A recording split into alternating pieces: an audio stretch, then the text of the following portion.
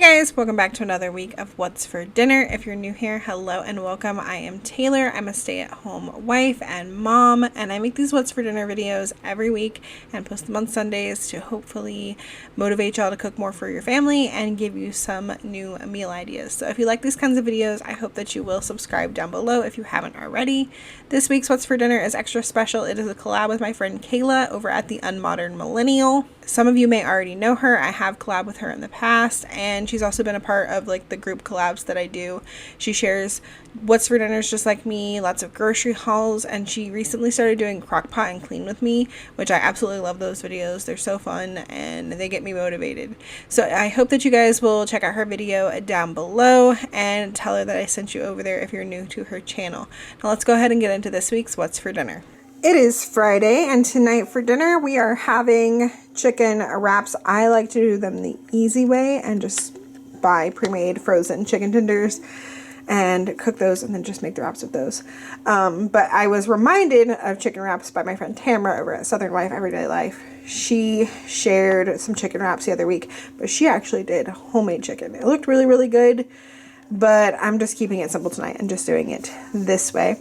So I found these buffalo style ones for me and Andy and just the regular ones for the kids. I got them at Aldi. I'm going to cook up a couple for me and the kids now, and then I'll cook some later for Andy when he gets home. So I'm going to do these in the air fryer. I think they have the same cooking time. So this says 400 in the oven for 18 to 25 minutes. And this says 400 in the oven for 15 to 20 minutes. So I'm going to put them in the air fryer on 400 and put them in for 10 and then flip them and check on them after another 5. So like 15 minutes, and we'll see how they're looking after that.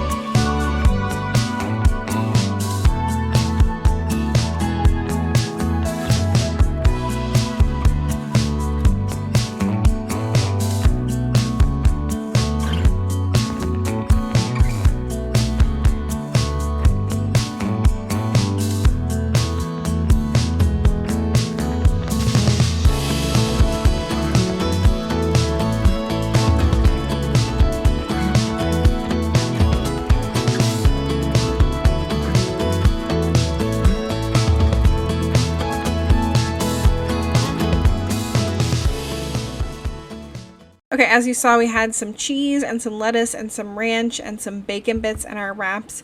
Me and Elijah both had all of that on ours, and Lily just kept it simple with some cheese and some bacon in addition to her chicken. We served this with some tater tots that I made in the air fryer and some veggies. Lily had tomatoes and cucumbers, and Elijah and I had carrots and cucumbers. This is my first time trying those buffalo chicken tenders from Aldi, and I really did like them. They were really good. Definitely recommend them if you like spicy stuff. It is Saturday night, and tonight for dinner we are having chili mac. So I pulled out some chili that I had made in the crock pot a couple months ago. I had this in the freezer. I have been letting it thaw all day. It's still a little bit frozen. I'm going to throw that in a little pot and put it on the stove and heat that up while I cook my macaroni and cheese. I'm doing homemade macaroni and cheese in the Instant Pot. I think I've shared this quite a few times before, but I have 16 ounces of elbow noodles in here. I buy the 32-ounce box at Aldi, and so I had to like take out half of it, and when I measured it, this measures 7 cups every single time I've done it. So I do 3.5 cups of the elbow noodles, and then I will do 4 cups of chicken broth. I do 4 cups of hot water and 4 teaspoons of the Knorr chicken bouillon. So that'll give the noodles a lot of flavor. So I don't add any salt, but I am going to add some pepper and some ground mustard and a tablespoon of butter.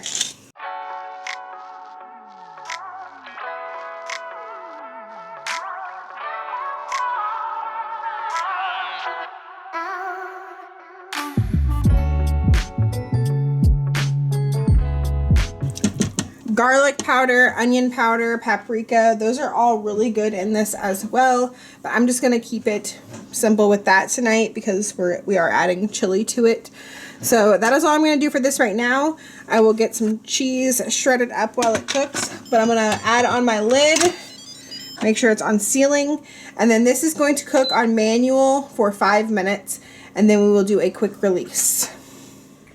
Okay, here is what the noodles look like after cooking. I did a quick release, and I'm just stirring them up. Most of the water, as you can see, is absorbed. I'm going to add in a little bit of milk and some cheese. Usually I do cheddar and some mozzarella and sometimes some Parmesan cheese too.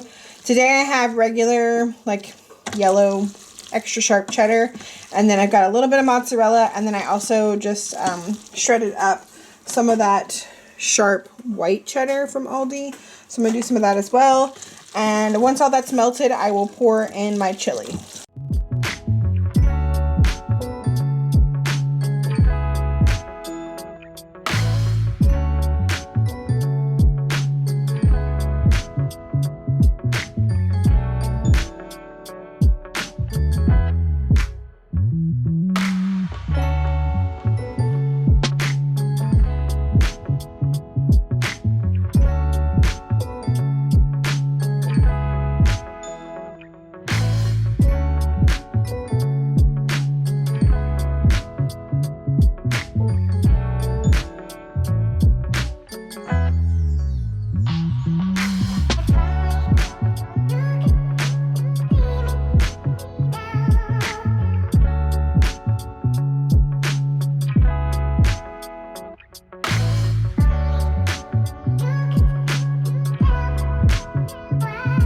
Okay, and this is really filling, so that is all we are going to have for dinner tonight. If you've never tried putting some chili and some mac and cheese, you definitely got to try it. It's super good.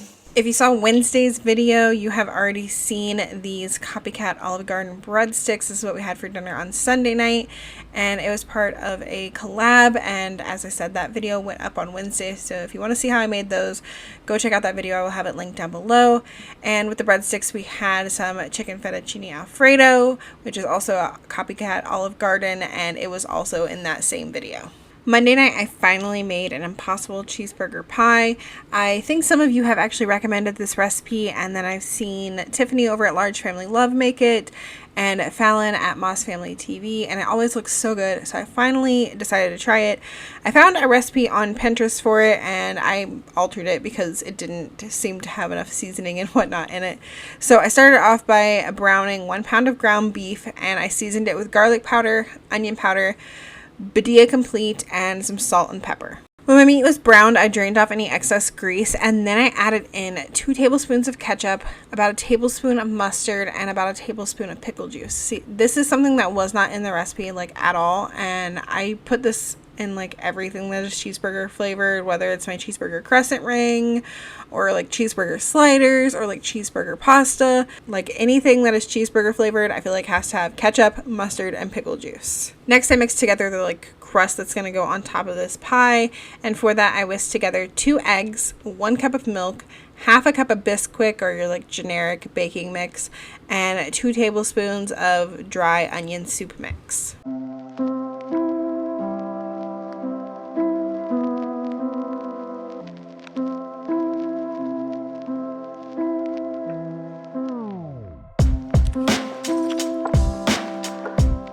Then I put my meat mixture in the bottom of a pie pan, topped it with some cheese, and spread that crust mixture over the top. And this baked at 400 degrees for 25 minutes.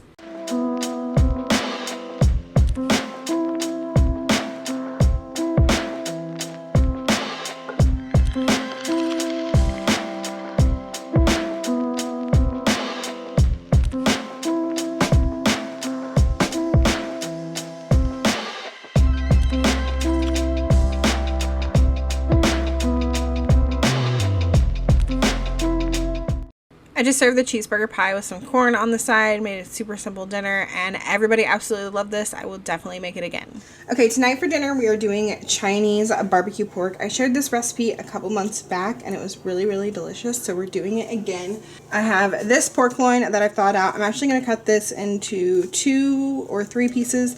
The recipe says 3, but I think my piece of pork is a little bit smaller, so I think I'm going to do 2. And I think that's what I did last time. So I'm starting off by making a marinade so that I can marinate this pork all day, most of the day. So for that, I'm going to add in half a cup of hoisin, half a cup of brown sugar, half a cup of white wine vinegar. The recipe calls for dry sherry, but I don't have that. And I think last time when I looked it up, it just said like you could use regular, any kind of white wine. Or you could use like a white wine vinegar or rice wine vinegar. So I picked this up at Aldi and this is what I'm going to use today. And also half a cup of honey.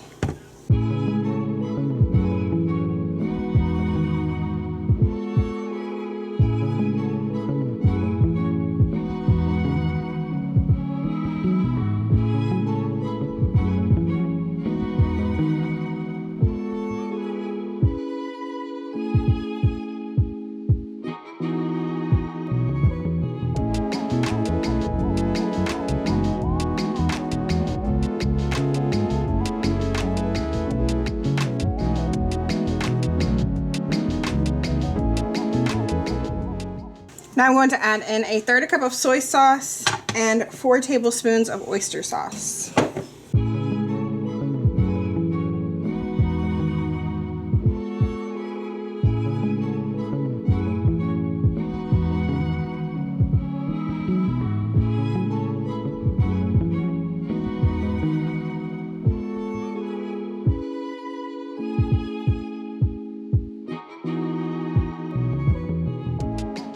Okay, now it says 4 garlic cloves minced. I'm just going to do about that much of the refrigerated minced garlic. And then I need 2 teaspoons of the Chinese 5-spice.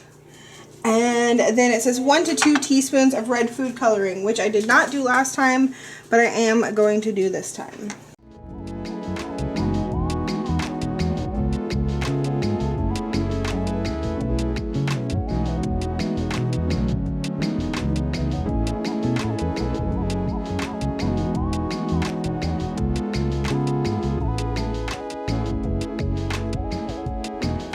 Can't seem to get all the food coloring out of there. And I know I used too small of a bowl. Should have used a bigger bowl, but it'll be okay. I'm going to gently mix this, and then I'm going to cut up that pork, put it in a Ziploc bag, and only pour half of this mixture over the pork, and I'm going to put the rest of it in the fridge. We're going to like glaze the meat with it later after it cooks.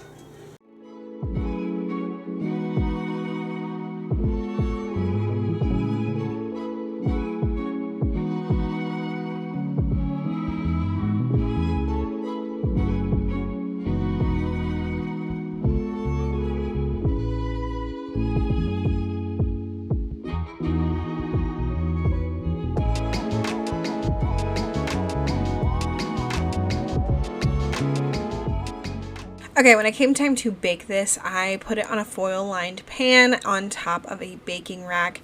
I recommend using some sort of dish that is broil safe because we're going to be broiling this later, and I didn't think about that ahead of time, and I do not believe this pie plate is like safe under the broiler, so I ended up having to switch to a baking sheet.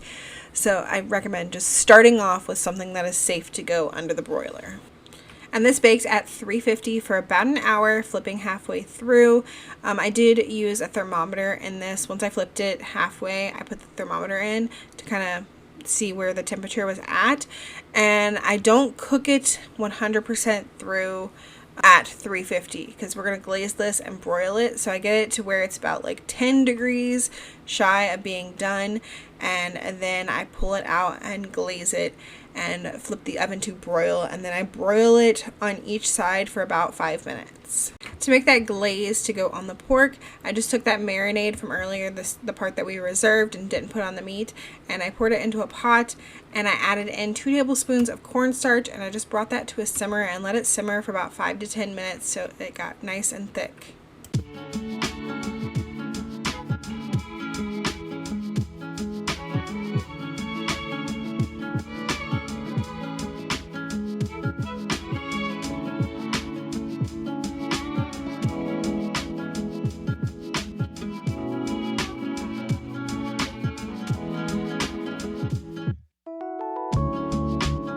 And here's where I moved the pork to a baking sheet. Like I said, I just recommend starting off with a baking sheet. I took the thermometer out and I glazed the pork on like as many sides as I could, like the top and both of the sides.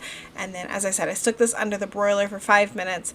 Then I took it out and put that glaze on the other sides and broiled it again for another 5 minutes. And then I let this rest on the counter for 5 minutes before cutting into it.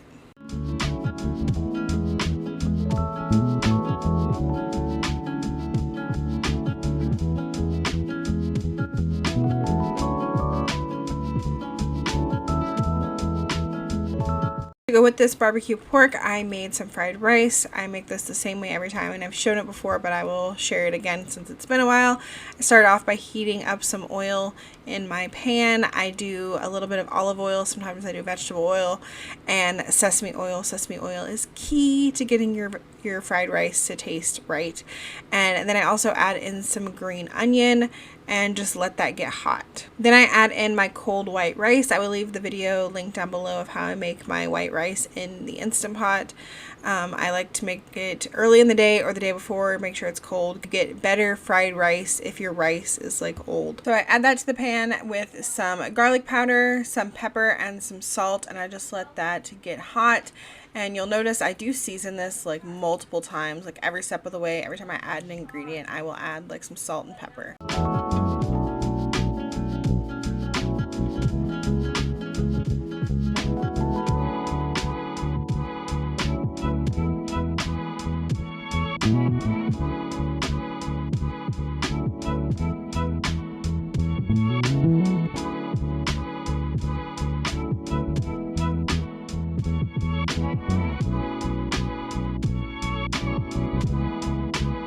After frying the rice for a couple of minutes, I go in with some soy sauce, some hoisin sauce, and some oyster sauce. I don't measure this. I just kind of know based off of the color how much I need to add.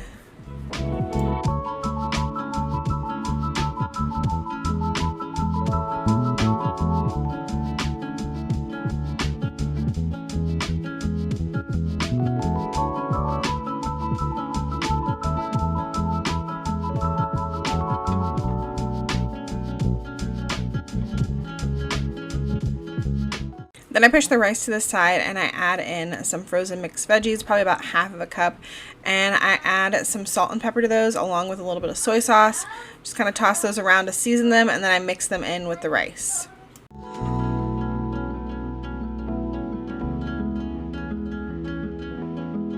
Then I push the rice to the side again, and on the half without the rice, I pour in about 5 scrambled eggs, 4 to 5, sometimes it's less. And I also seasoned those eggs with some salt and pepper. And I just put the lid on this pan and let those eggs cook until they're mostly done, and then I will go in there and stir them up and mix them with the rice.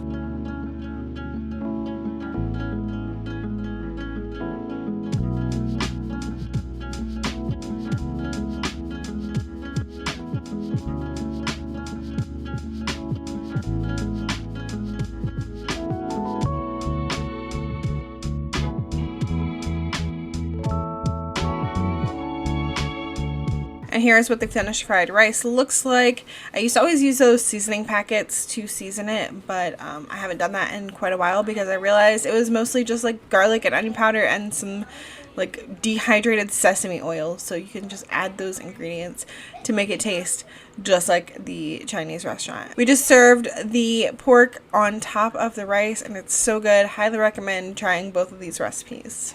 It is Wednesday night, and tonight for dinner we are going to have chili Colorado burritos. I've made this recipe in the past and it was really good. So here in my crock pot I have about 2 pounds of stew meat. Mine is still frozen, but that's okay. I'm just going to cook it on high. And this recipe is really simple. You don't need a lot. I've got this enchilada sauce. I'm actually not using this can, but you could use about this size can. The original recipe says at least 19 ounces. This is 28 ounces. I actually opened one of those cans last week when we made Mexican pizza, and I had like this entire spaghetti sauce jar left over because I didn't need that much enchilada sauce for Mexican pizza. So I'm going to use this today to use that up. And then the only other thing you need to cook the meat is some beef bouillon. If you have beef bouillon cubes, just use those. I'm going to use, 2 teaspoons? Yeah, 2 teaspoons of the beef base because that's equal to 2 beef bouillon cubes. Gonna put that all in there, no water or anything, just the sauce and the beef bouillon and the meat, and then cook it on high all day.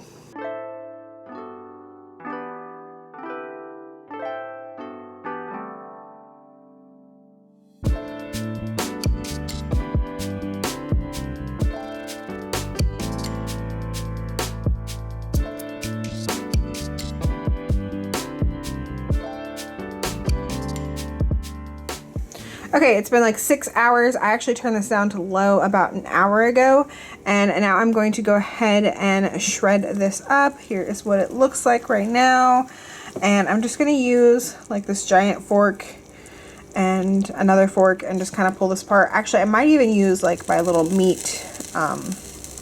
thing to like break up ground beef. I might use that for this.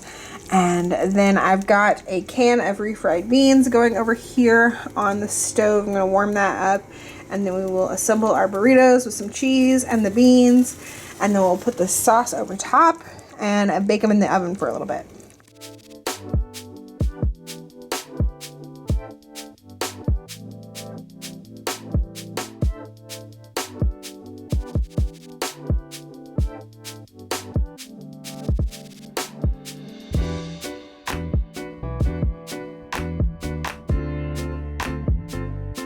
Okay, I've got my sheet pan here. I put some parchment paper on it. I am using the like medium-sized tortillas for the kids' burritos, and I am using the large burrito size for myself, and then when Andy gets home tonight, I will make him one as well. So I've got these, and I'm going to put a little bit of the refried beans on them, and then I'm going to put on some of the meat.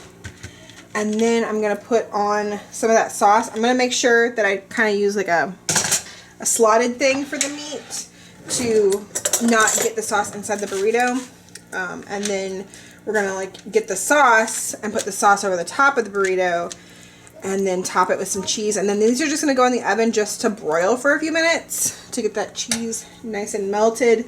And these are definitely not a burrito that you can eat with your hands. You definitely have to use a fork for these burritos, but they are so, so good.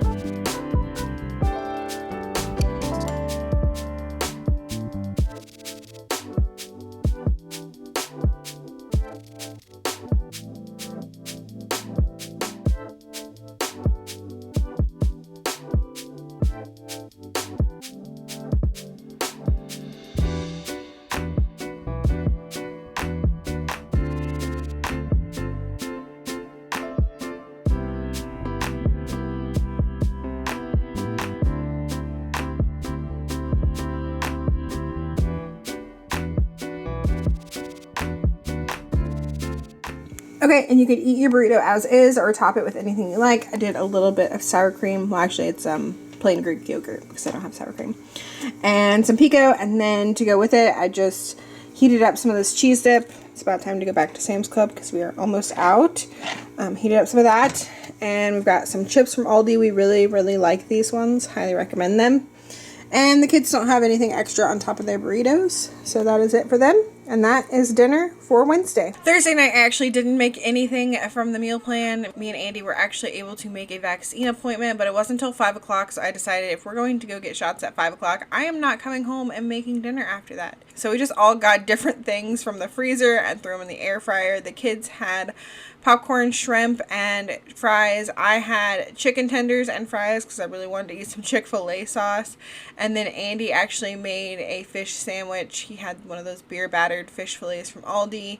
I made the other fish fillets too. He actually ate 2 sandwiches. But yeah, that was our dinner for Thursday. And that is going to be it for this week's What's for Dinner. Let me know in the comments down below if you plan on trying any of these recipes. And don't forget, as I said at the beginning, this was a collab with my friend Kayla over at the Unmodern Millennial. Her link will be here on the screen as well as in the description box down below. So please make sure you go over and check out her channel. As always, thank you guys so much for watching, and I will see y'all in the next one. Bye!